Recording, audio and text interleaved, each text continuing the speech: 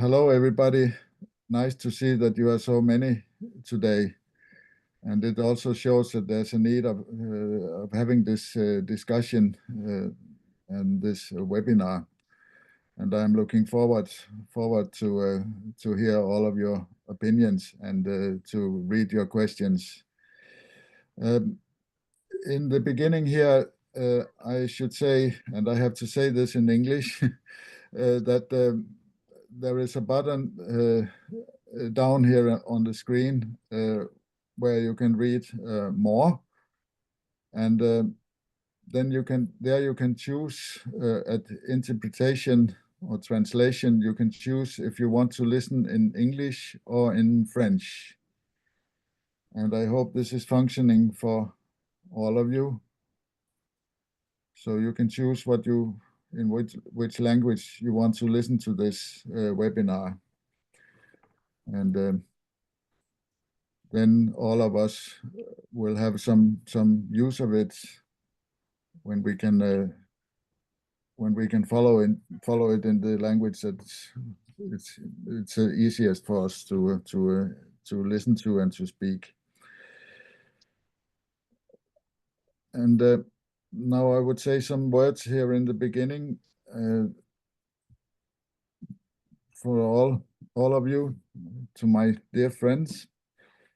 I am Mickey from Finland, and I'll try to be moderating today. Since 2014, I've been part of the IFAJ Freedom of the Press Committee several times, and latest during our work on a link collection for journalists in distress. We've discussed the roles of journalists and communicators or communicators within the IFAJ and its member guilds. And this led us to organize this webinar. The question is, can journalists and communicators move in the same direction, or are their roles too far apart? Well, at least for some of us, it's possible to work as both journalists and communicators, and we'll hear more about that shortly. In my own experience, working with communicators has been mostly positive. I believe that information for journalists and the general public has improved, particularly as companies, organizations, and also public departments have employed professional communicators. You have probably read the speakers' bios, so I think that we should welcome Alpha from Guinea, and Olivia from the UK, and Pam from the US, and Rachel from Northern Ireland. And Alpha will discuss the African context and the status of press freedom in his country. And as a result for those both topics, he will have slightly more time than Olivia, Pam, and Rachel. He will speak in French, and our translator will provide Valentina will provide an English interpretation. After Alpha, we will hear from Olivia, and then Pam, and then finally Rachel. Olivia and Pam have experience in both journalism and communication, while Alpha and Rachel will represent journalism. Each speaker will have about 10 minutes, followed by a question and answer session. You can use the Q&A, question and answer chat at the bottom of your screen. It's marked by a speech bubble with a question mark to submit questions. You can also vote for questions to prioritize them in a case we run out of time to answer all of them. I am not very experienced with Zoom's Q&A chat myself, but our IFAJ President Steve is here to assist and will explain the details when it's time for questions. And our global manager, Martina Graf, is also nearby here in the background and ready to help us if we have more technical problems. But finally, before we begin, I would like to remind everyone about the IFAJ Code of Conduct, which outlines expected personal and professional behavior during IFAJ events. The goal is to ensure a collegial, respectful, and harassment-free environment with professionalism and cultural awareness. So welcome, everybody. I'm glad to see you. And Alpha, I think that we should give the word to you so we can use the time effectively. So Alpha, the floor is yours, or the cyberspace is yours, I should say. And we are looking forward to hear what you are telling us. Okay. Merci beaucoup, Thank you Mike. very much, Mike. Bonjour à toutes et à tous. And Je hello, suis très everyone. heureux I am de actually participer à ce very panel happy, de haut and niveau it's a pleasure for consacré au me to journalisme et à la participate to communication this agricole panel, dans nos such a pays. renewed panel, and it's important also to speak about the Pour context in commencer, our je country. voudrais vous dire As qu'en to Guinée, start, I would like to say that le régime de transition installé Guinea, depuis le coup d'État de septembre 2021 there has n'a been pas a tenu sa national promesse coup in de September garantir 2024, la liberté de and la the idea presse was to guarantee chèrement acquise au freedom début of des the années press, 1980. and that was at the beginning. Malgré le pluralisme des médias Something that we existants, got at the beginning of the les entraves et attaques 1980s. contre les Now, journalistes despite the et les existing médias media s'enchaînent pluralism, there is a dangereusement. dangerous succession of Pour d'abord planter obstacles le and décor, attacks voici le on tableau journalists présentant la and the situation media. des journalistes Now, to set et the des médias en scene, Guinée. I'll explain you a table showing the situation of journalists Déjà, and the dans media l'actualité in Guinea. brûlante du moment, In the latest news, il faut noter we que need to l'administrateur underline something, général which is the du site managing director d'information, of le the révélateur 224, Relevator il s'appelle 2024 Habib news Marwan Kamara, website, his name is aurait Habib été arrêté Marwan par des Kamara, gendarmes was le 3 reportedly décembre, il arrested y a by juste gendarmes, 9 so jours, by the French police, sans on the motif 3rd of et amené vers December une destination for no inconnue. reason and taken to an Ses unknown proches sont destination. en ce moment His sans nouvelles. family has no news of him. Des gendarmes lourdement armés l'ont assommé avec des coups So de matraque armed avant de le conduire à une destination inconnue. forces Le communiqué hit him publié par several le site times d'information, before le bringing révélateur, him somewhere pour else. lequel il Basically, est le they clubbed responsable, him est sans unconscious équivoque. before taking Son him to an unknown responsable destination, administratif and the général, statement issued by the Habib news Marwan Kamara, website a été is violemment unequivocal. interpellé Its par des editor agents de and la general gendarmerie manager dans la was violently soirée du 3 arrested décembre. by gendarmerie officers on the evening C'est of en the 3rd citant of le site December. d'information en question. And this is what the site says. Reporters sans frontières Now, appelle les autorités Reporters guinéennes à faire Without toute la Borders lumière calls sur on the cet Guinean événement authorities et to appelle shed à la libération full light on immédiate this et sans abduction condition and du calls for the journaliste. immediate release of the Le journalist. syndicat des professionnels de la presse en Guinée, The union, SPPG, it's a called condamné aussi Union for fermement Press ce qu'il Professionals in qualifie Guinea, de kidnapping, SPPG in qui a its été own enregistré logo, seulement has quelques heures, strongly condemned this tenez-vous bien, kidnapping, quelques heures which après was la libération, recorded only a few le même hours mardi after 3 the décembre release, and this is 2024, important, after the d'un release on autre Tuesday, journaliste 3rd December d'investigation 2024, of qui another s'appelle Bakary investigative Gamalo Bamba. journalist, Bakary Il Gamalo est directeur Bamba. du journal He's Le the Baobab, director of qui the avait été newspaper arrêté le Le 15 Baobab, octobre who dernier. had been arrested on the 15th of October, Contacté so par less than 2 months ago. Reporters sans Now, when frontières, contacted by le Reporters ministre Without de Borders, l'Information et de la the Minister Communication, of Information and Fana Souma, Communication, called a Fana indiqué Souma, n'avoir aucune declared that he information had pour le no moment et qu'il information at the faudrait moment, patienter and that, avant quote, we d'en will avoir. have to wait and see.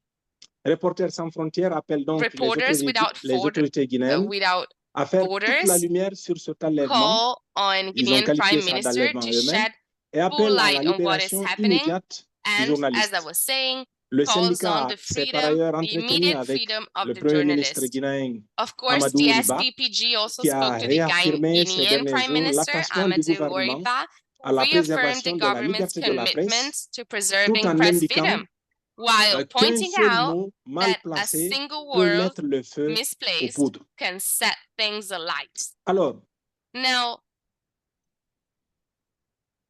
and I think depuis seulement le mois d'août, Alpha is having en quelque some sorte problem la with situation. connection. He's Le sometimes 22 mai freezing. 2023, Now, the 3 groupes de médias situation, privés audiovisuels, il if s'agit we de go back Adafo to the Media, 22nd of de May Joma Media 2023, 3 et de private Film media Media groups have qui had ont vu leur their agrément de radio et radio télévision and retiré TV à travers licenses un arrêté withdrawn signé la by veille an order par le ministre de signed the l'Information et de la previous day Communication. by the Minister of Information and Alors, le Communication. ministre explique cette décision, selon Now, lui, the minister, par le non-respect des cahiers de charges the par ces decision organes was de prompted by médias, the conformément failure of à these la media réglementation en outlets vigueur to en Guinée. comply with the terms and conditions of their license. Je le disais In tantôt à accordance certains parmi with the vous, regulations plus de 1000 forced in Guinea. journalistes guinéens qui travaillaient Now, dans as ces I was différents saying grands médias, before, et c'est des médias de as a très grande result, écoute, more than donc plus de 1,000 1000 journalistes à Conakry journalists jusqu'à have l'intérieur du lost pays their jobs, and I'm ont perdu speaking leur both in emploi the sans city, in préavis the capital city, et and les in Guinéens ont the perdu le interior of the droit country, à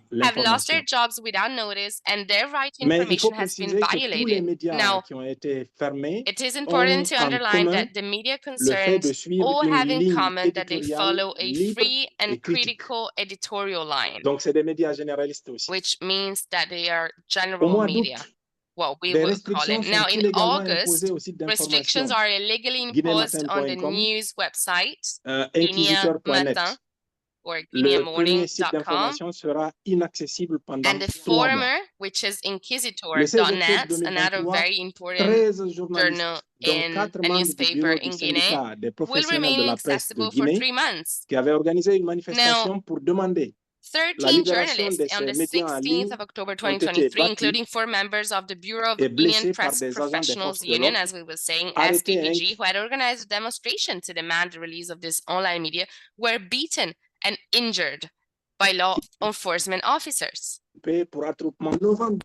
They De were nombreuses arrested ondes and FM sont charged with illégalement brûlées. unauthorized 3 assembly on chaînes de the public télévision hallway. sont décrochées en décembre. In Des November, bouquets de 3 TV distribution channels are d'Images, unhooked. Canal Plus In et December, from the Star Canal Times. Plus and Au Star même Time moment, image les distribution internautes ne packages. And pouvaient at the pas du same tout time, accéder aux réseaux internet sociaux users were sans unable passer to par des access contournements social numériques networks comme le without VPN. using digital bypasses such as En VPN. décembre 2023, In l'organe December de régulation des 2023, médias, la the Haute media Autorité de la regulatory body, the Communication, Haute Autorité, a the High Authority retiré of the 3 Communication chaînes in de French, télévision de ces HAC, bouquets withdrew télévisuels 3 pour des raisons, television channels from television disent-ils, packages de sécurité nationale.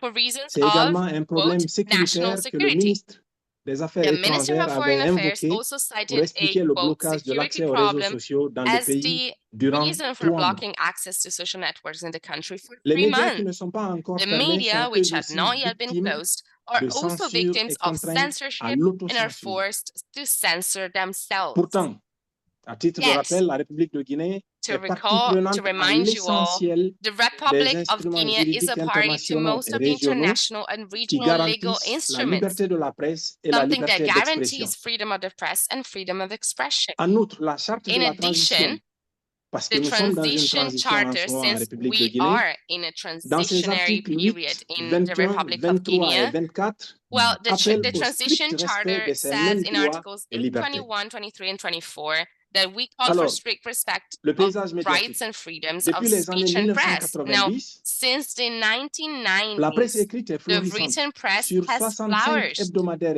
Out of existants, 10 65 seulement existing paraissent régulièrement. weekly newspaper, 10 appear Le secteur regularly, audiovisuel whether est composé satirical d'au moins papers 60 such as radios Links or general et information d'une papers dizaine de such as chaînes de télévision. Independent.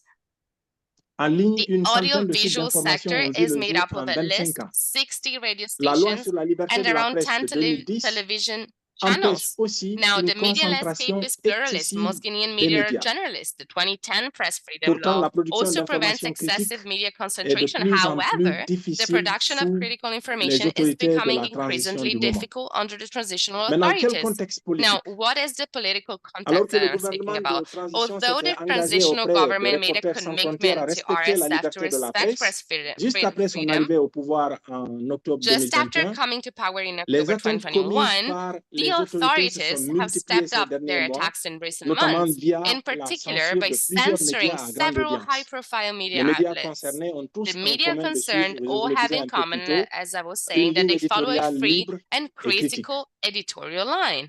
Maintenant, dans quel cadre Now, légal? which is the legal La framework? fin des peines The privatives de end of liberté pour les délits de custodial presse sentences for press consacrée dans la offenses loi sur la liberté de la enshrined in the presse Press Freedom promulguée Act en 2010 published in constitue 2010, pour nous une and that avancée was a majeure pour major protéger les step journalistes. forward in protecting Toutefois, journalists. Les However, journalistes continuent tout de même journalists de faire l'objet continue de to be convocations ou summoned or d'arrestations, et même arrested, de kidnapping as was aujourd'hui, the case comme for ce a fut le cas dozen pour une dizaine de journalistes en journalists octobre in October 2023, puis 2023 en janvier and again 2024. in January 2024.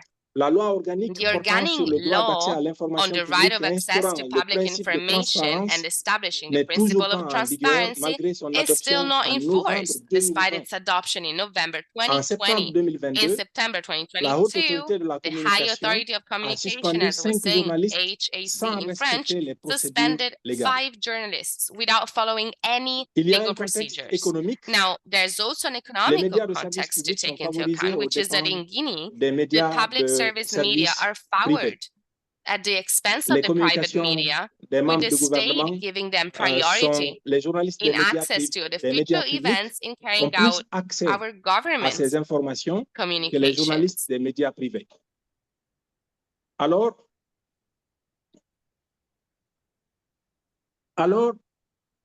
la situation Donc, est telle que the les médias situation privés is sont such that complètement private media mis de côté.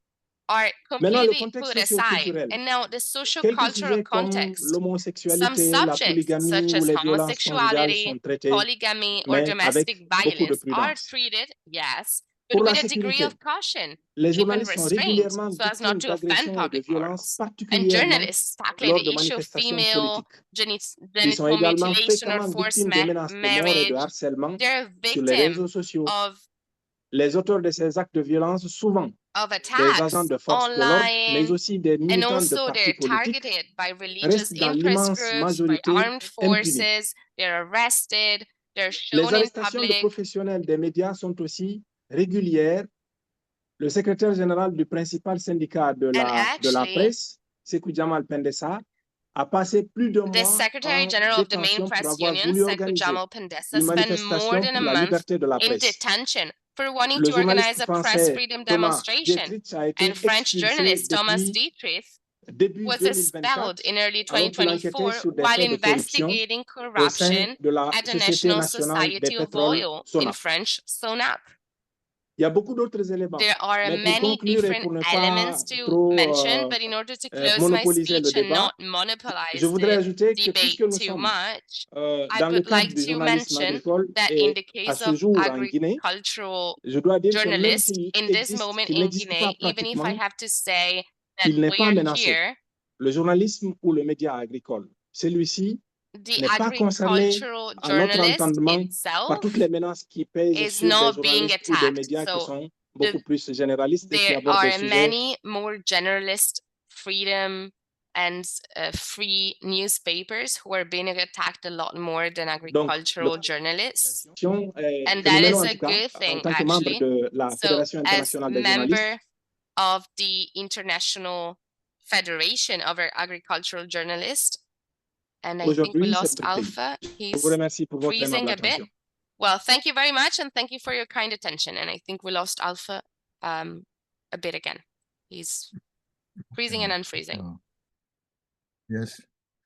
Thank you very much, Alpha, for this very important speech that you gave to us, and it's a reminder how important it is also to fight for press freedom all over.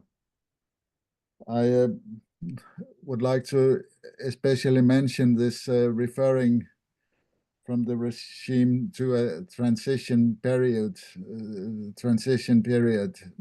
and in fact that's very typical in totalitarian.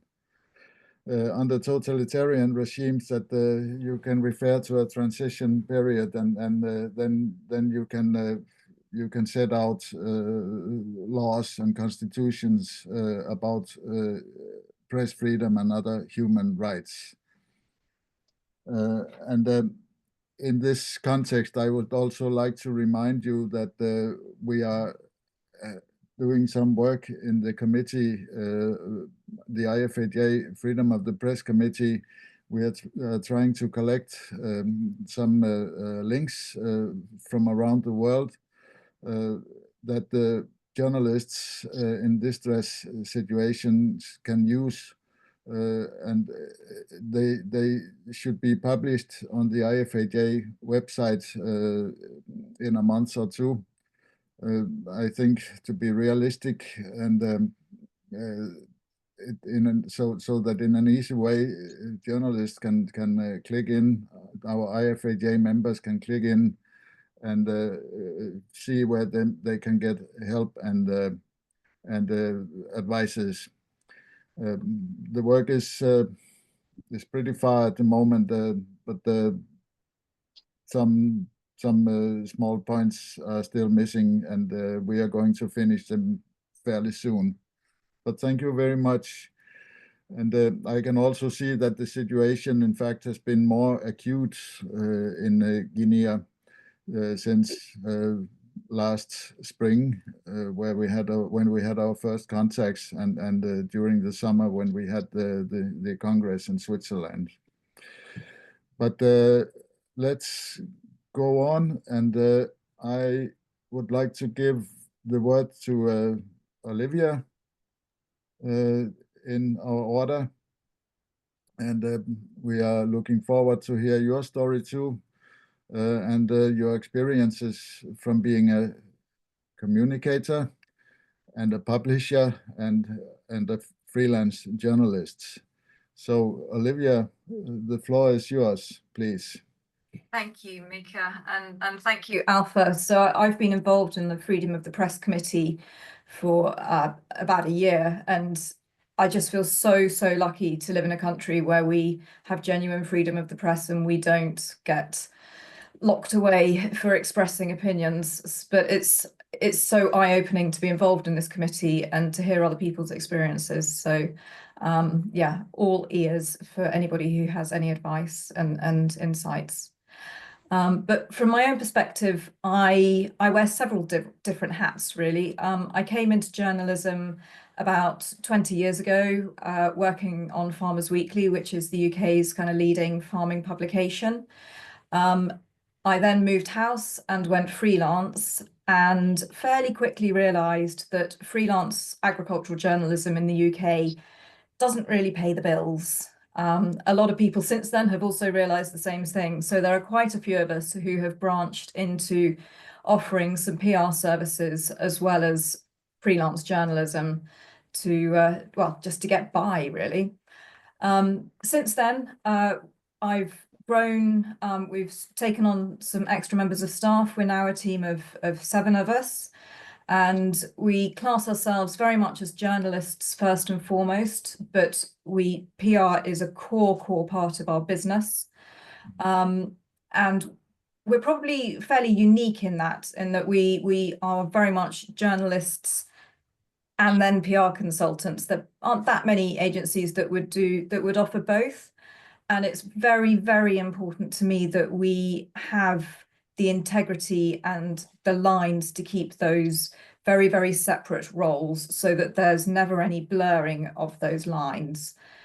We had a strategy meeting a few years ago where we kind of worked out what we wanted to do as a business and came up with our core values, which we decided would be quality, integrity, and trust. And I think when you're wearing different roles like that, you absolutely have to abide by those 24/7, just the whole time. So 2.5 years ago, we took on editing British Dairying, which is a monthly dairy magazine.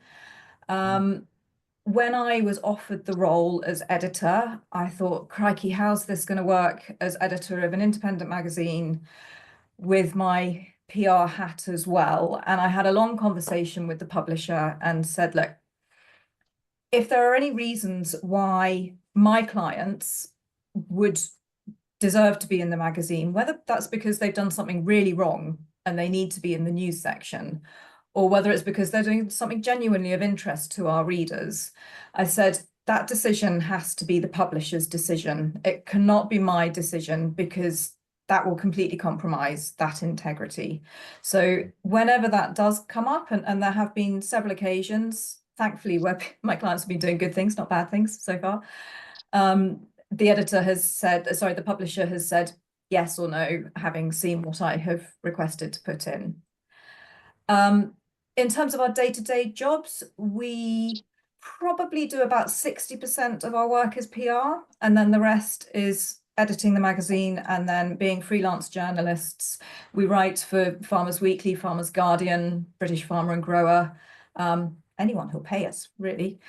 And then our PR clients are all very much in the agricultural sector, so they might be agricultural accountants, land agents, feed merchants, dairy parlour manufacturers, you know, a full breadth of the industry. And we will pitch, so obviously when we're looking to place content for our clients, we might be sending out press releases to all of the publications. We might be placing a particular feature that we want to go in a specific publication, and we will target the, you know, the mainstream publications that we're looking to get into. We don't target British dairying as a sole focus. We try and go much more broadly than that. And we get straight commissions from the editors of these other magazines. They will phone us up and say, please, can you cover this event, or will you write this article for us? And the way we keep things very separate is if we're pitching an article for a client, I or my team will pick up the phone to the editor and say, this is a PR piece of editorial. So the client is paying for this. We're not being paid by the publication. We're not being paid twice. We're really, really, really clear. This is a piece of straight journalism where we're being paid by that magazine, or this is a piece of client work where it is being paid for by the client and it is free of charge to the magazine. And we're always really, really clear on that. So in terms, when I'm editing, it's been really interesting taking on editing the British Dairying magazine, because obviously I'm at the other end of the receiving end of PR companies who are pitching to me and saying, please, can you run this article? Are you interested in covering this? And so that's been really interesting, seeing that other perspective. So if I'm looking for articles with my editor's hat on, what am I looking for from the communicators? My readers want farm stories. They want to hear about what other farmers are doing. They don't want a commercial pitch. They don't want something that is saying how wonderful this product is. They just want a straight farm story. So when I'm asking communicators to supply me with that content, and obviously when I'm with my communicator hat on, supplying other people with that content, we try and make it very, very farmer focused, case study focused. Or if it's advice, you know, a top piece of advice or research, then you have to be quoting the right people and just take out as much of the commercial kind of push as you possibly can. What else do I want from communicators that I'm working with? I want a clear pitch. I want it to be supplied on deadline or before, preferably. I want really good photos.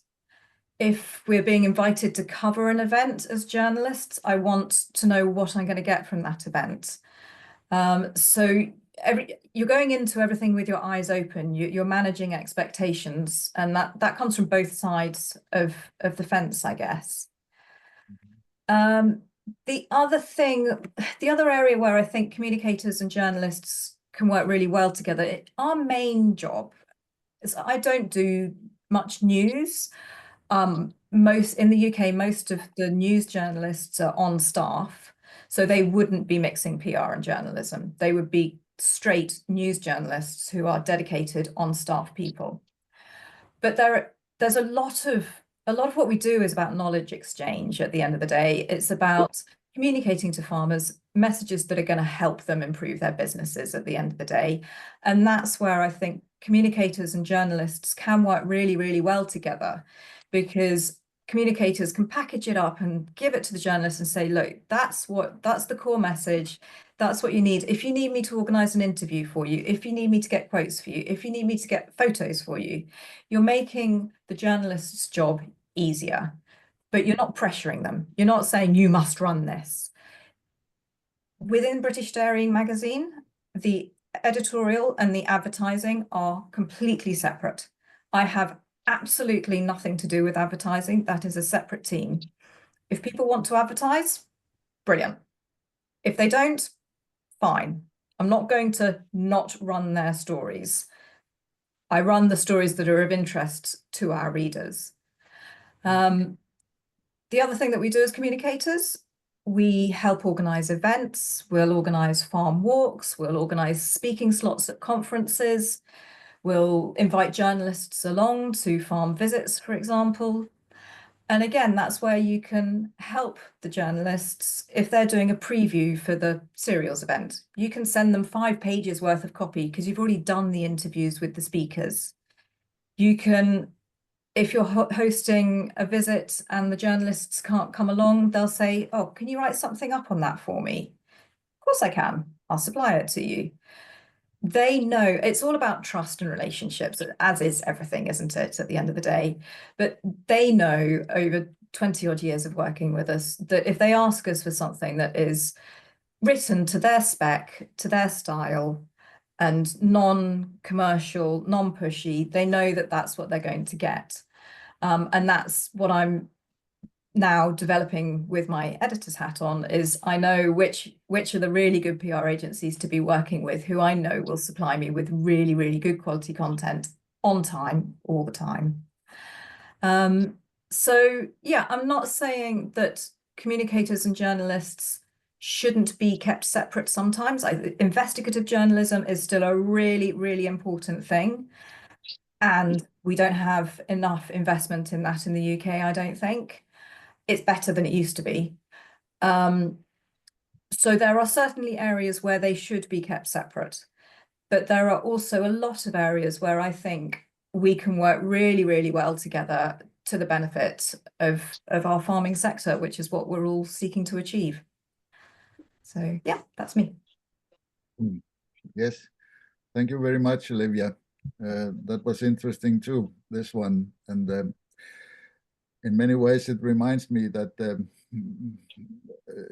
when you are working as a journalist, you need support from your publisher and your editor-in-chief. And I think it's the same way when you're working as a communicator. So you also need the understanding of the rules of a communicator's job and how serious it is in the long run, because it has also consequences what kind of stuff you are publishing and how you keep your contacts up with journalists. Very interesting. And I would like to hear what Pam has to tell us about a little bit of the same topic. And I'm sure that the rest of the panel and the rest of the participants wants to hear your story too. So we are looking forward to it. Thank you so much. I have to say I feel a little off kilter having listened to Alpha. It seems that the issues that we have in the United States are quite trivial in comparison. And it's a good reminder to us all that we need to, pay attention to those issues and pay attention to them in our own countries if we don't have those issues, even because we need to constantly be on guard that we do not slide down that slippery slope that we all are aware is close at hand. So thank you for sharing that, Alpha. And thank you, Olivia. I am delighted that I have never had to try to wear both hats in one role. So I have worked in public relations.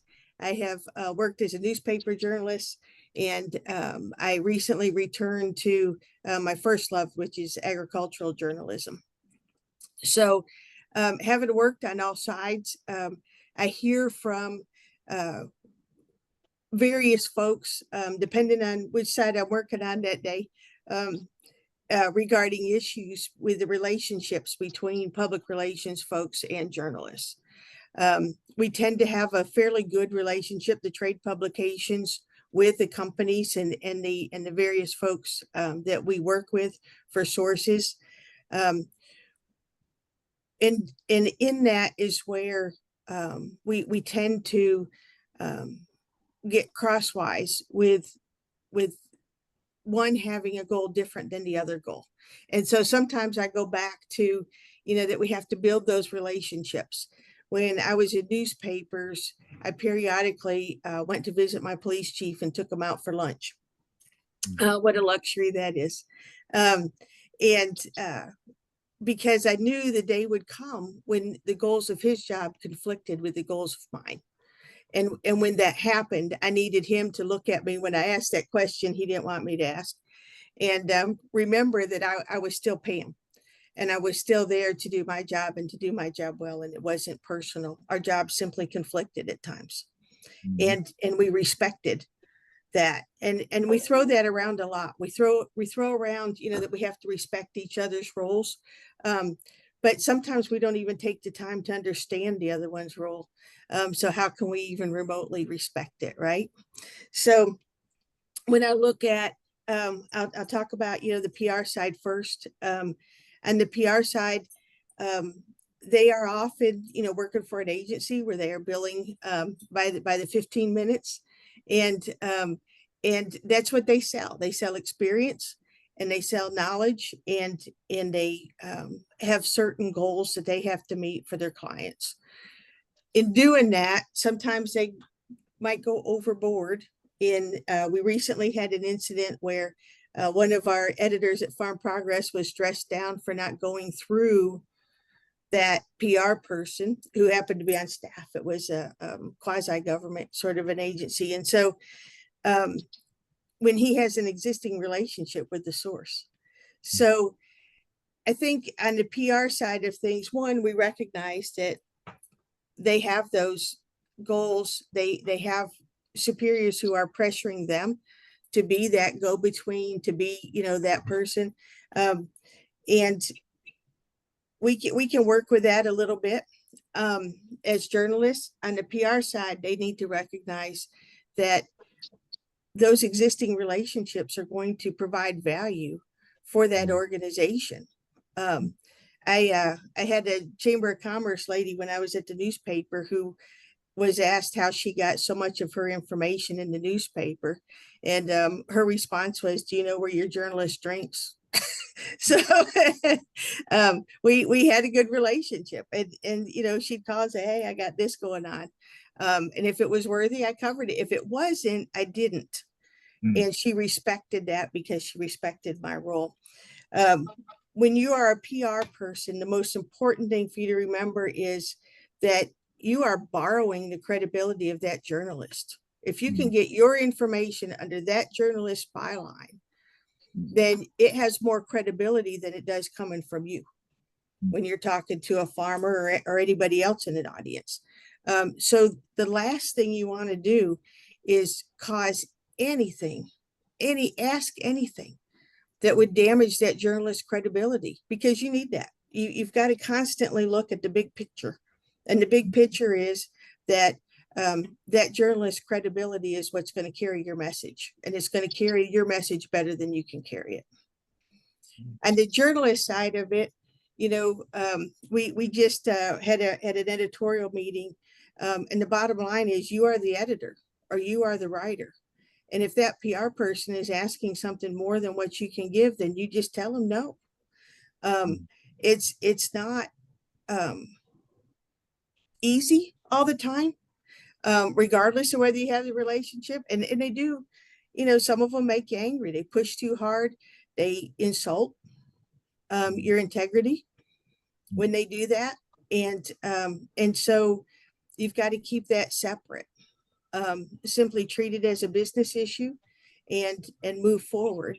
There was a point made, you made the point, Mickey, that we're fortunate, and I have been extremely fortunate in my roles as a journalist, that I have had the support of my superiors when I do tell somebody no. And one of the things I do, and I highly recommend, is when that happens, that you let your boss know. Don't let your boss get flat-footed by advertising calling you and calling them and say, hey, she caused a problem. In the United States, that's how they exert pressure on journalists, is with money. We're going to pull our advertising. We're not going to, support this or that. And so they're likely not going to call me and complain that I didn't do something they wanted. They're going to call their ad rep and say, we're going to pull our advertising. And so when my boss is already prepared for that conversation, and at times has taken that conversation across to advertising, just to let you know, XYZ company is probably not going to be happy because we're doing this. And then, we just treat everything with fairness. When we're doing that article that, maybe the company would rather not see in the magazine,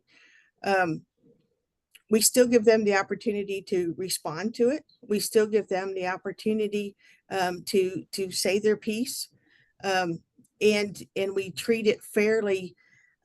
When I started in journalism, my only goal when I sit down at a keyboard, and it stands today, is to give my readers the information they need to make a decision. It's not my job to make the decision for them. And it's not the PR person's job to make the decision for them, for me. It's, you've got to sit down and do it that way, because at the end of the day, to what Olivia said, when everybody involved in this conversation focuses on what's best for our farmers, then we're all going to succeed. And the day that we lose sight of that, we all lose. Yes. Yes. Thank you, Pam. I would like to add something about this with the pull out advertising or advertising from the clients, or because I have a little bit of experience of that. Don't we all? Like many other people, yes. But it is always more difficult if it's a big newspaper or a big agricultural magazine with a lot of readers. They are threatening you, but they can't pull out their advertising because they know that they need to sell some products, and to sell some products they need to advertise too. But the smaller magazines or smaller publications might be more vulnerable to this. Absolutely, they are. And to your point, Mickey, real quick, I'll share. Many years ago, we wrote about a cotton disease that was impacting a particular variety, and it was a new variety from one of the largest companies. And that company said they would pull their advertising, and they did. They pulled it for a year, and then they came back because we were the ones with the credibility, and we were the ones that the farmers were reading. So they had to come around.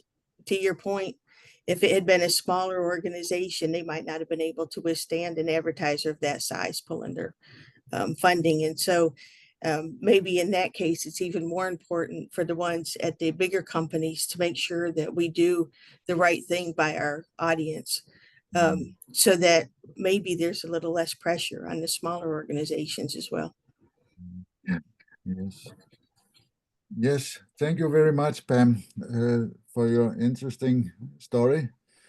Now I would like to hear what Rachel has to tell us. You are representing the journalists here and journalism. I'm sure that no pressure. You have some experiences too. I do. No, not quite to the league of what Alpha has been talking about earlier, but I think press freedom looks very differently in different parts of the world. I am very, very fortunate to work for a publication where press freedom is one of the things that we take most seriously. Our integrity really is our number one thing. I work for the Irish Examiner. They're one of the national papers in Ireland. They've been responsible for some really, really big, important stories like the mother and baby's home scandal, the Gulfgate famously resulted in the resignation of the former Agriculture Commissioner, Phil Hogan. And even though I work in a supplement which is really aimed at farmers within that mainstream publication, that same level of integrity and standard is expected to run right the way through. And I'm actually really grateful for that, to be honest, because it means that I'm lucky that if there ever is an issue where someone's trying to put pressure on me to drop a story, that I know that I have the backing of my entire team and will be quite determined about that as well. I think the issue of press freedom is often presented as almost like, you know, in the red corner, you have defender of the speech of free speech, you have the diligent, fact-obsessed journalist, you know, underpaid Cinderella type character. In the blue corner, you have the evil spin doctor, you know, PR person. And it's not quite like that. And I think we all know that, you know, that you, with every benefit that comes with working with a PR person, there's also drawbacks too. But to me, it's about being really, really upfront and honest about what you need from that relationship, what they need from that relationship. And I think it's almost a bit of a Tom and Jerry relationship at times. So I think to be annoyed at a PR person for trying to get you to write something good about a company that they represent is a little bit like being annoyed at Tom for being a cat, for example, in the cartoon series. It's a little bit annoyed at a dog for being a dog, a cat for being a cat. You know, you have to defend what you need. And I completely agree with what Pam said. If someone is asking you to do more than what you can do, you simply say no. And that's really important. No one is forcing you to run that story. That is up to you and your editor. I have a few golden rules that I try to stick to. First of all, I try to put the reader first all the time. I always try to think, number one, is this correct information? Accuracy number one. And that's in our editor's code of practice, which I was trained under through the National Council for the Training of Journalists qualification that I've done. And secondly is the reader. And I think to myself, what would the reader think if they knew that I knew this and I didn't report this? And of course you have to fact check, you have to be sure in what you're saying. And you also have to go back for your writer replies as well, which Pam mentioned. It's really important. But I think every time you handle a story with integrity, you're putting coins in the bank to build that reputation. But it's so easily lost. And you have to just keep doing that all the time. I have a lot of friends who work in marketing and PR, and it always comes back to the same thing, just being really upfront about where the line is, what we do, what we don't do. We do not do copy approval. Some of you might not even know what that phrase means. I know it's something that more and more journalists are being asked to show companies, to show PR people, marketing people, the articles that they want to write before they go to print. We simply don't do it. And if someone says, oh, I need to see it, we'll say that's okay, we won't write the article. That's what it comes down to. And it's every time that you agree to do something that makes you feel uncomfortable, that you're nudging things in the wrong direction a little bit. Every time you stand up for something, you're pushing the boundaries of press freedom back in the right direction. So I think it's really, really important to stick to your guns and things like this. Olivia mentioned it in her speech earlier that she will talk to someone else and get a second opinion. I do that too. I'm the editor of my publication of the Farming Supplement. Frequently, if there's something which makes me think, oh, I don't know how I feel about this, I will go to another colleague who's maybe a little bit more senior or an editor for a different department, and I'll get a second opinion. And I think that's really, really important, just to back yourself up and hold yourself accountable too. And it means then you can't let things get away under the radar. I think if you stick to your professionalism, stick to your accuracy, and think of your reader first, those three things, it's hard to go wrong. And that's in a nutshell my views. Okay, thank you, Rachel. Before we will let this get free, I would like to ask you a question. So you are not letting sources outside the edition check your texts? No, absolutely not. No. The only person who controls what goes in our publication is me and my other editors. No one outside would ever control anything that goes into our publication. And if you want to try and control it, I'll happily put you onto the advertising department, speak to them, get an ad, but that's the way that works. But if you need to check facts, because that's very different. I mean, you can certainly, what I would do, I fact check every single article that I publish, and whenever I go through them, I'll put a line. I literally will print them off a lot of the time, put a little red line or highlight in yellow if it's on the screen. You know, each individual fact, we'll cross-reference it with something else. If there's something that I can't cross-reference, I'll pick up the phone and I'll say, hi, I just noted that line that the Gutenberg press was invented in 1439. Is that right? And you know, that's all I need to know. I don't need to run through the whole story with them. I don't need to show them the whole story to do that. If it takes going back about one line, that's all I'll do. Yes. I ask you this question because in fact in Finland it is among in the area in Finland it's a kind of rule that the source is allowed in principle to check her or his statements before they go to print, but the decision is always the edition.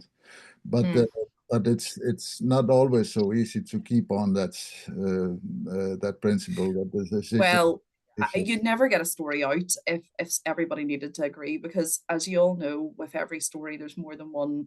It is side point of view, and especially whenever you're speaking to multiple sources, one person can tell you one thing, and someone has a very different perception of events.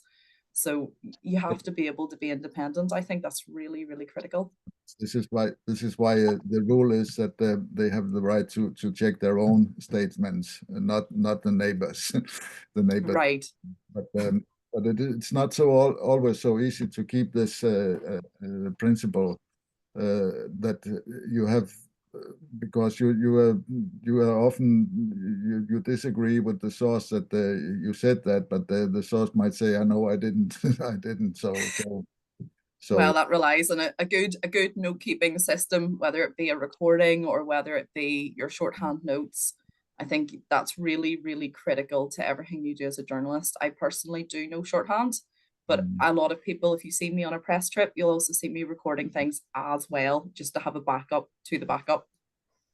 It's an important question, this, especially in this area, agriculture journalism, because we are very often, in fact, reporting about pretty complicated circumstances and pretty complicated things too. But I agree with you. It's not the question that you let out sources outside decide about what you're writing or which way you're writing it in. But we have to check the facts, and that's a big challenge for all of us. And then we also must be able to correct if we sometimes make a mistake.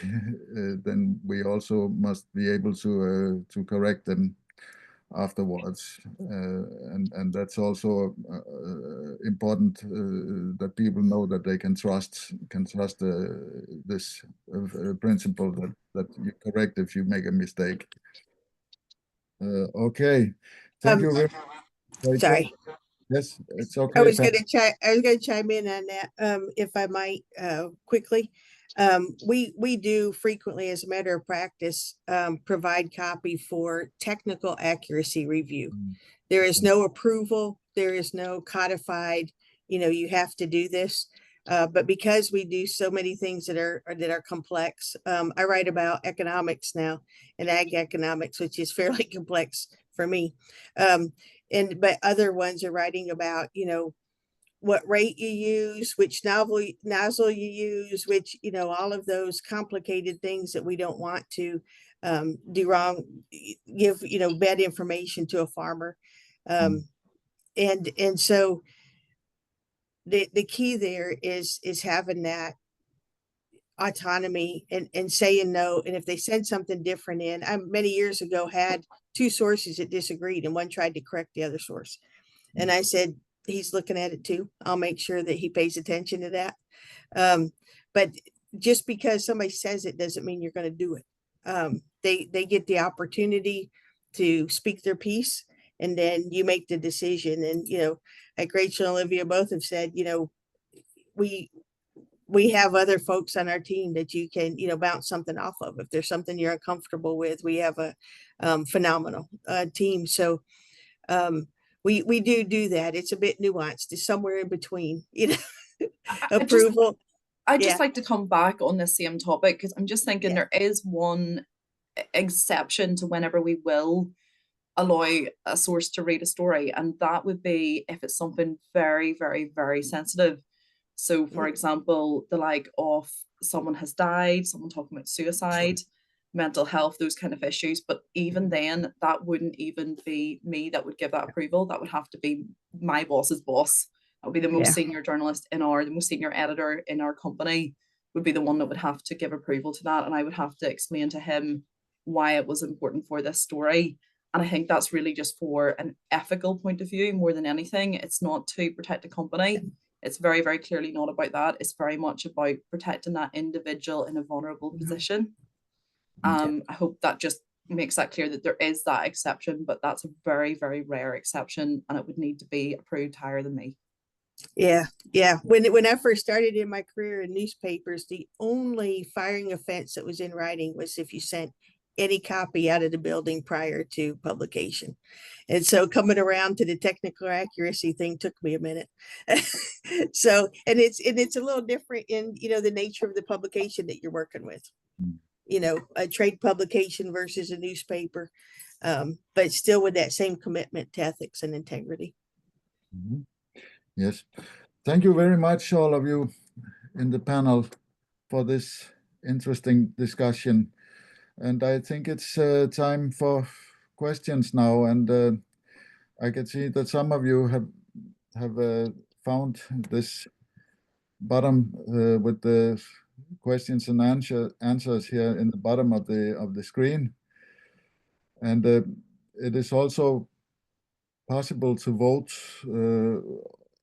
so that you can priority the questions, what kind are more important than others. And I would like to read your questions here, and then I will forward them to the panel here. And I can see that Rachel has already got a question here from Suzanne Atkinson. And the question for you is, do you get farmers that you want to do a feature on asking or to approve the story? If it's the difference between doing the story and not, do you back away then?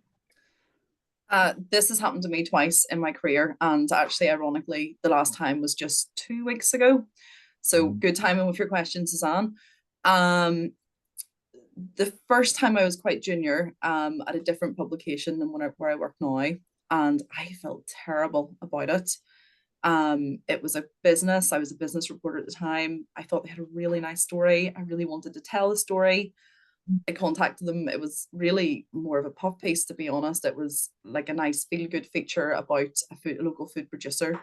And they were really, really, really horrible to me about it. I told my editor, and she was like, absolutely not. We're not going to, you know, that's the end of the story, RIP, and let's move on. And I felt bad, but it was the right decision to make. So whenever this issue came up just 2 weeks ago with one of my junior reporters, I knew that I was able to have a little bit of confidence in taking the right step about it. It was a story that we thought would be a really nice story, very similar. It was a very a nice big profile feature piece on a farmer. It was to be a spread for us, but unfortunately he was really, really rude to the journalist. Showed that he had no respect for her whatsoever, and you know, similarly to how I had reacted nearly 10 years ago, she was the same. You know, she felt really bad about it, and you know, explained to me what happened, and I just said no, you know, to the point where I said, look, if you came to me saying that you wanted to write this story at this point, I wouldn't take it, because, you know, we need to have freedom as an editorial, you know, as a media outlet. We need to have that little bit of independence, because that's what farmers come to us for, because they trust our impartiality, they trust our our voice on things. And that occasion, I turned it down. I said no. And that is our stance on it, unfortunately. I say unfortunately, but actually it is fortunate, to be fair, that we have the freedom to do that. But you have to trust us. It has to work both ways. And if from the very initial conversation, someone's being very rude to a journalist about something which really has no need to go down that path, you know, it's not something that I'm going to get into. Yes. Okay. Yes. Thank you, Rachel. I hope that you Suzanne were satisfied with this answer. I think it was at least a very wise one. Then we have a question from Eric. I forgot to say that it would be nice if you could, when you have your questions, that you could address them to some of the participants in the panel participants. So that would make it easier, I think, to answer. But a question from Eric Hudson. What is the biggest challenge you face when covering international agricultural news, and how can PR professionals assist in overcoming it? Could somebody take this, catch the ball?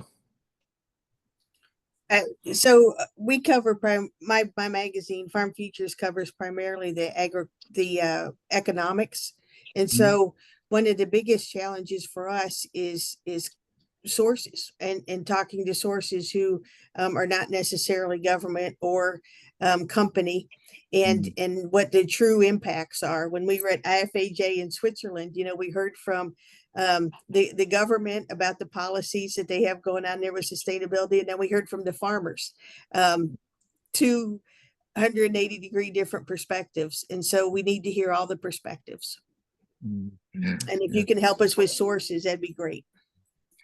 If I'm allowed to supply this, I think this is one of the most wonderful things about the IFAJ, because when you are participating internationally or abroad over the borders, so you will meet the farmer, and you will meet the farmer in many countries too. So you are not only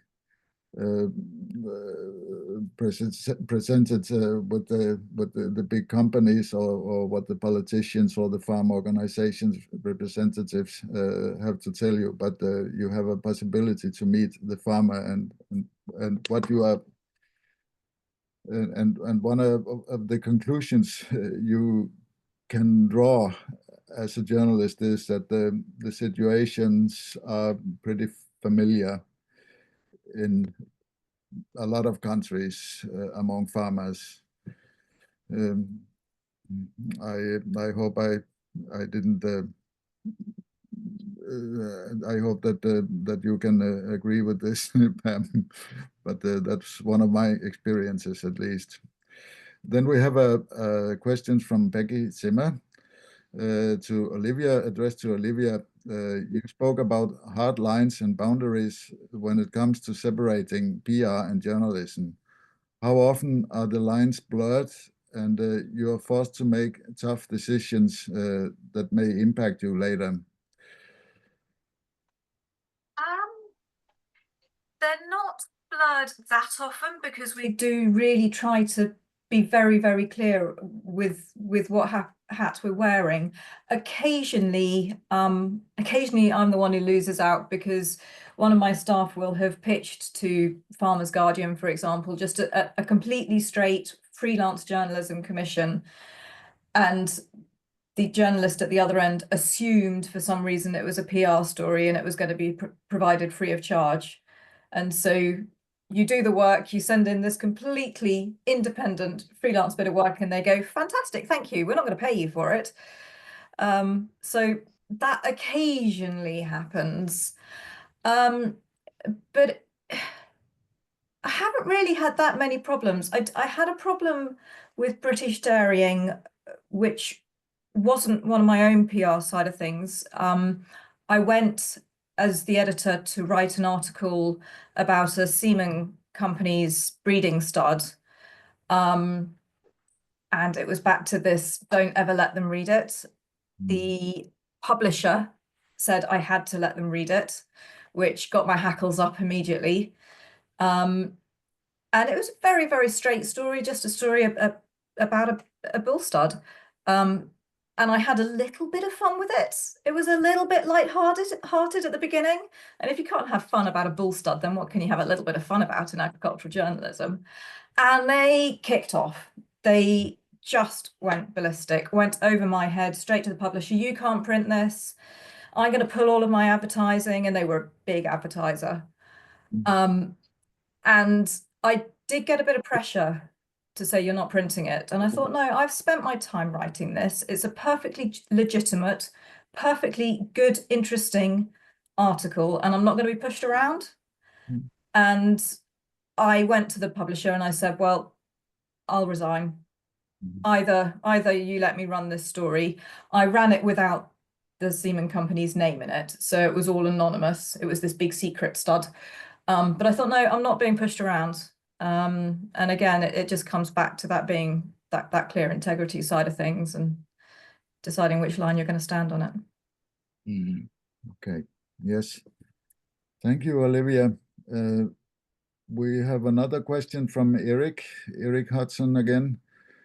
Are there any emerging trends or topics in international? Okay, I'm sorry. In international agriculture that you think PR professionals should pay more attention to when crafting pitches? Yes. Did you get the question? Are there any emerging trends on topics in international agriculture that you think PR professionals should pay more attention to when crafting pitches? Could somebody pick up the ball? Yes, Alpha? Would you like to comment on this? No? I'll come up on this one. I think just get straight to the point. Don't faff about. Give me a targeted subject line where I know what I'm getting into the minute I click on the email. I don't know about the rest of the panel. I know my inbox is manic. There's hundreds of emails every day. So I just need you to get straight to the point. And if it's a good story, we'll find space for it. If for whatever reason it can't run, sometimes one reminder, but don't hassle someone about it. That's the best advice. Okay. Yes, thank you. Just to add to that, I think there are some topics which are universal, sort of globally, you know, sustainable agriculture, regenerative farming is a big thing over here, emerging agri-tech, which they are universal. But I think sometimes, you know, in British Dairying, we try and run articles that are looking at farming overseas and giving a bit of a window into the challenges and opportunities and difficulties that farmers are facing there. So sometimes it doesn't have to be tapping into what's the core focus in the UK at the moment. It can be showing, look, farmers in India are really struggling with this, and that can be equally interesting. Okay, thank you, Olivia. And then we have a question from Michelle Filippi. Interested in Olivia's and the panel's view about the current controversy over additive and how in this instance PR professionals and agriculture journalists are on the same side, perhaps, and not a game of cat and mouse, Rachel. Are they though? I don't know, because I think even if you look at some of the farming forums, even within the industry, there's very different views on this. So I don't know if there's one side on this at all. I don't think that it's been very well handled, to be honest, from a PR point of view, because this issue was allowed to run for several days before we had any response from the company, and it's a big issue. Because obviously trust is really integral to our food supply chain for everybody around the world. And if for whatever reason the public feels that they can't trust a product, that needs to be nipped in the bud right away. Yes, think it was a really good example of how not to do crisis communications, wasn't it? I agree. Yeah. Okay. We had a slight difficulty in that but we have a British Daring runs an awards program, the Cream Awards, and the overall winner of the Cream Awards this year was Bobear. Mhm. And so when it came to press day for our latest monthly issue, and all of the controversy was kicking off, and it was like, oh crumbs, okay, how are we going to cover this? Because, you know, we just recently gave them this award. So that was a fine line, and we approached it very much as reporting, this is what is happening. There is controversy over this. We didn't try and do we didn't actually have time to do any kind of investigative journalism into it. We just reported the facts that this controversy has happened, and we just stuck with that. Yes, okay. Thank you. Then we have a question from Steve Weblow, our president, and he writes here, in some organizations, especially government agencies and NGOs, it seems PR people act more as walls to block off sources rather than doors to open up access. How do you work productively with organizations like that when you need information? Could somebody? I can tell you I go around them. Okay, yes. And when they call and raise hand with me for doing it, I've got a job to do. I'm going to do it. I'm going to do it well. I can do it and work with you, or I can do it, you know, however I need to do it to get it done. Yes. I would also say this is partly the value of having a networking organization that includes both PRs and journalists, because in the same way that they have access to us to badger us about stories, you then have access to them to badger them about stories too. So this is, you have that access to some of these people through an organization, and use it to your advantage too. I think that's also sort of a bit of an education thing. If you've got those relationships, or you're building those relationships, and you can say, look, as a journalist, I don't need this canned quote. I don't want it. It does nothing for me. If we're going to work together, we need some proper sources and a proper dialogue. And I completely get you though, Steve. We have the same problem in the UK. Trying to get a quote out of the government is nigh on impossible. Yes. Okay. I have an experience that I remember that was in a company. It was not in a public agency, but it was under a strike and in the slaughteries in Finland, and there should be some lines open for emergency slaughtering, and I tried to get some information on this from the companies, and nobody answered me, and nobody had time to take the question. But then I found out that the veterinaries working and inspecting at the floor in the slaughteries, so they had a phone number, and I found the site with the phone number. So I called them directly and said, are you working at the moment, or are you not? And they were of course, they didn't like that I was calling, but I got my answers to the question, so I could write which slaughteries had their emergency lines open. But sometimes you have to use your fantasy. Then we had one more question. I perhaps should say that we have got 13 questions left and 22 minutes left. So I think it's time to so if we take those 13 questions here that we have, then I think the time will be over.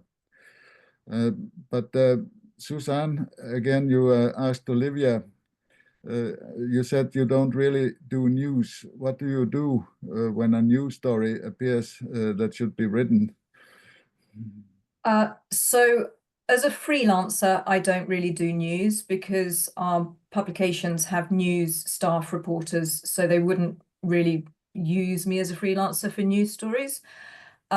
from a British dairying perspective, we have a dedicated journalist who does our news for us. So it's not me who writes the news section. So if there's something which needs to be written, I will ask Howard to write it. And that's whether it involves a client or not, just any of the news pieces, I will ask Howard to do that. And if it does involve a client, then I would, it hasn't happened as yet, but I would flag it to our publisher and I would flag it to Howard and say, you know, this needs to be independently written. Yes. Thank you, Olivia. Then I have one from Mark. Yes, Mark van der Sterren. He writes, Alpha told us a horrifying story about how journalists are treated in this country. You hear those stories many times, and organizations like Free Press Unlimited and Reporters Without Borders are very helpful on this. Agricultural journalists, Alpha told us, are seldom under attack. What is the task of the Freedom of the Press Committee of the IFAJ? Well, I guess that I have to answer this question, and I'll try to be short. In fact, we might be seldom under attack, but that doesn't mean that the agriculture journalists haven't been under attacks. There are a pretty lot of examples about this. And I think that Mark also knows that because he has been participating in our committee too. And we also have to remember that there are journalists working as news journalists and economic journalists, as political journalists, and so on and so on. And a part of their job is reporting on agriculture. And we have got examples of that too, that people have been jailed. We had an example from the last winter from Congo, and our colleague was released at last, but he had spent several months in prison, and also the IFAJ was involved in this example, and we made a statement too on it, and Reporters Without Borders did a lot of work, but on it too. But there's another thing also, which reminds me when I listen to Alpha's speech, that we might say that our problems are small in our so-called free world. But it is important that we protect and fight for press freedom also in the free countries, the free world, because if we lose freedom of speech, freedom of the press in our free world, and in fact it has developed in a worse position from year to year during the last years. So in fact, freedom of the press, freedom of speech has decreased globally. And that is also happening in the free world. So then we cannot be able to defend colleagues or defend people in a world where the press is not free. So the more free we are in the free countries, the better resources we have to defend colleagues in countries that are not free, and we can also state as examples. And that is something that we have been discussing a lot in the committee, and that is something that we are working on too. So then I would like to, we can have one more question here from Mark. There are agricultural journalists experience obstruction in their press freedom by PR people. What does the IFAJ do for them? Could somebody take this question? A comment?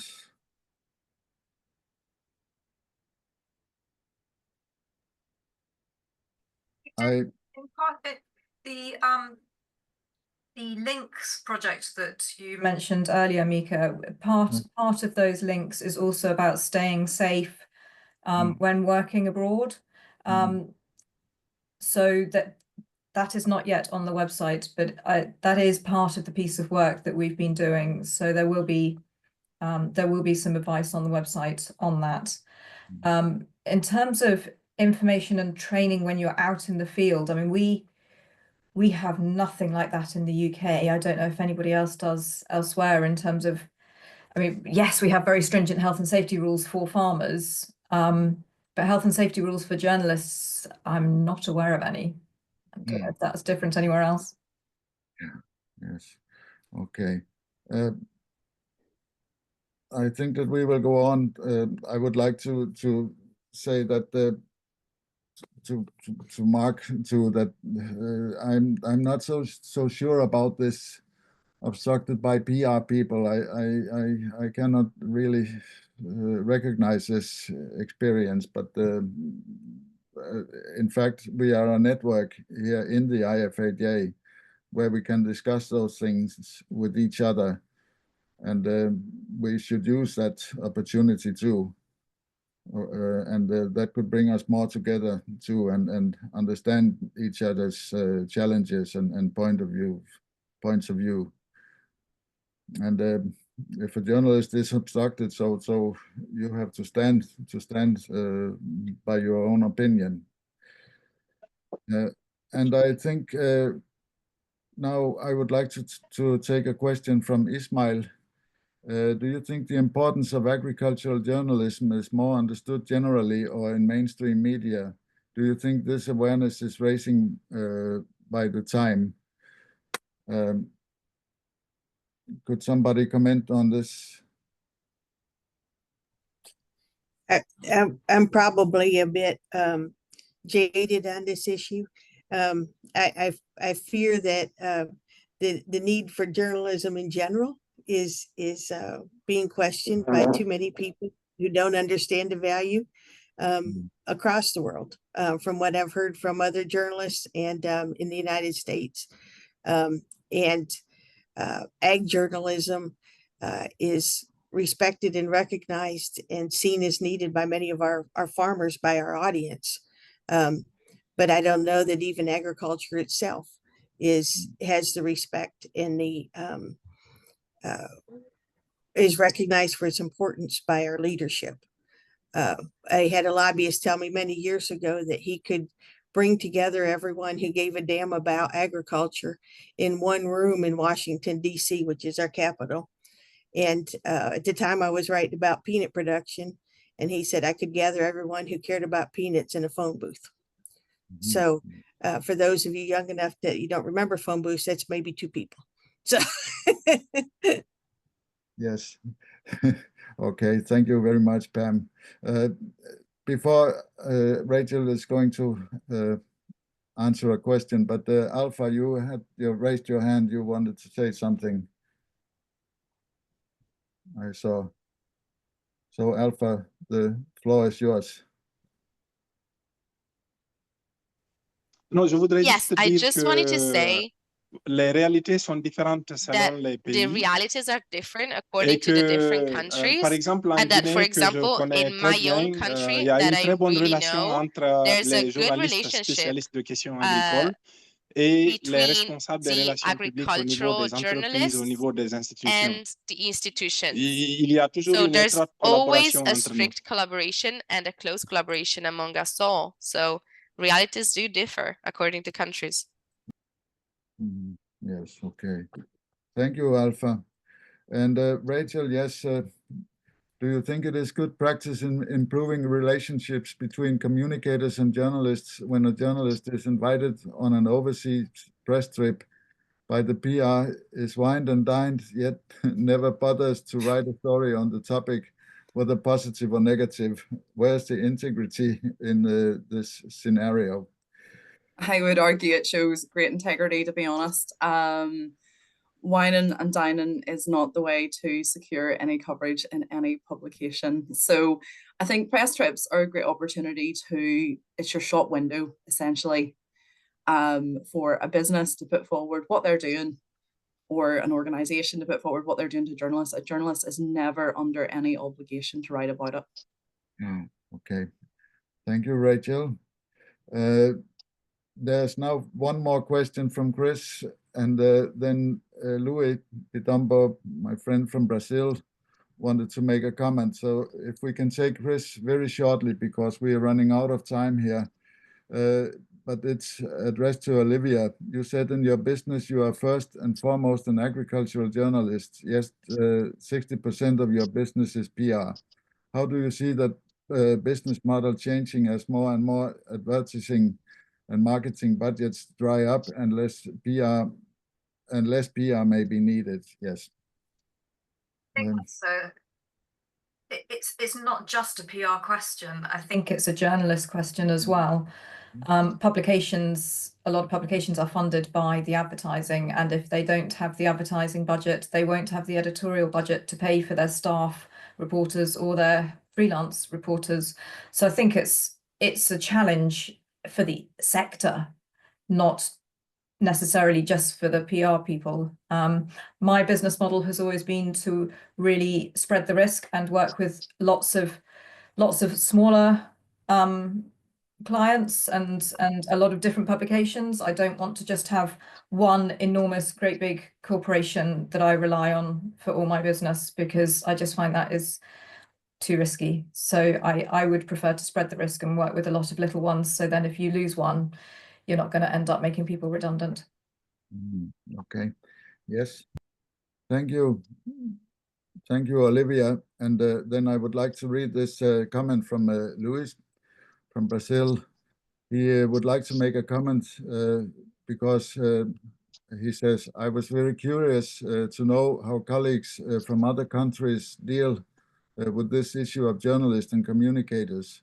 I can say that I agree with you all in most aspects, and I try to do the same here in Brazil.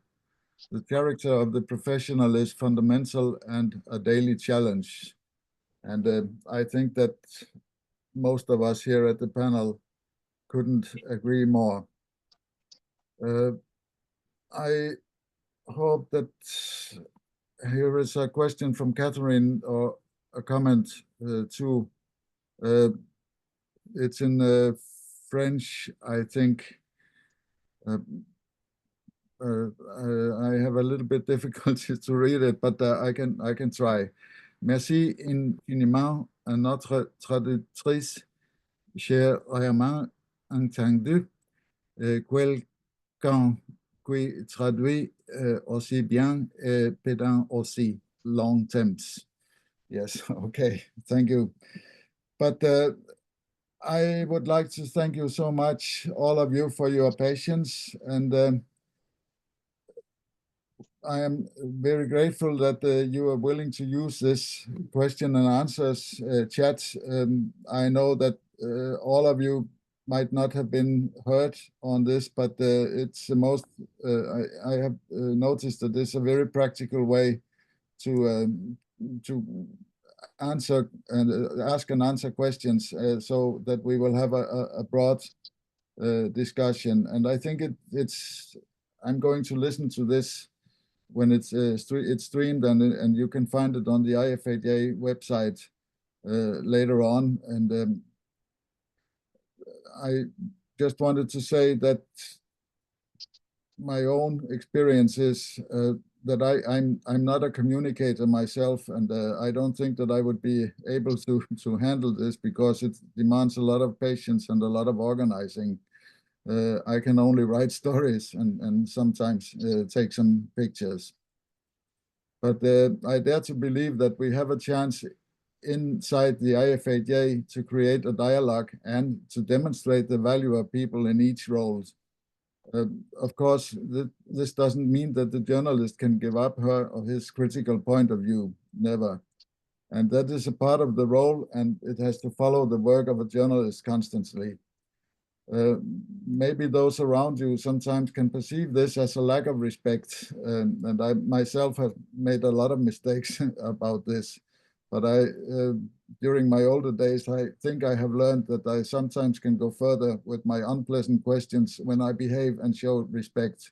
And that is what we should do in the IFAJ. And then I think that we should use our network to talk about these targets and challenges that we have, because we are friends inside the IFAJ and we can speak openly and directly, especially if we understand to behave.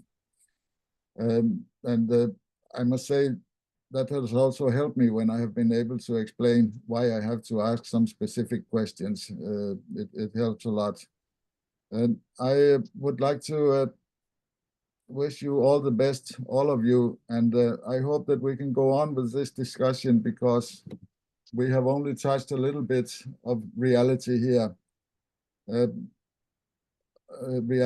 But I want you to have a wonderful time, all of you, and hope that you are ready to defend the rights of yourself, but also of your neighbor, because that's just as important, that the freedom of speech or freedom of the press or freedom of expressing yourself also means freedom, your neighbor's freedom, even if the neighbor doesn't agree with you.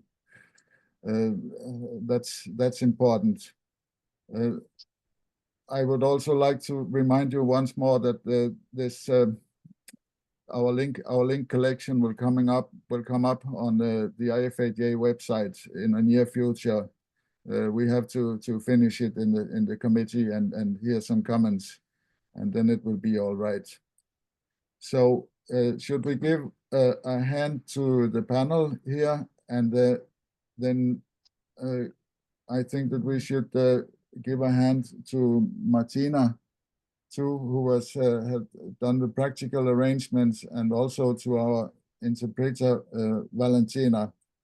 I saw that Alpha would like to talk to say some words here in the end, and let's give the word to Alpha in the end of this. Hello, Alpha. Merci beaucoup. Thank you very much, Michael. Merci à and tous thank et à you, toutes. everyone. Je suis très heureux I am d'avoir very participé happy à ce panel. for J'ai appris beaucoup de being part choses of this et panel. c'est ça I aussi learned l'importance so d'être much, and I membre think de this la is also Fédération part internationale of des the journalistes importance agricoles. of why we need to be Et all members surtout, of the merci International beaucoup Federation of à la Agricultural Journalists. traductrice And qui also thank a you very much assuré à to the 100% interpreter et qui m'a permis who de allowed très me bien to comprendre understand ce qui se dit. everything Je vous great. remercie à So tous. thank you very, very much to everyone. Yes, okay. Have a wonderful evening, all of you, and thank you for participating. I hope we'll Thank see you you all. in the near future. Thank Hello. you. Mika. Merci. Bye.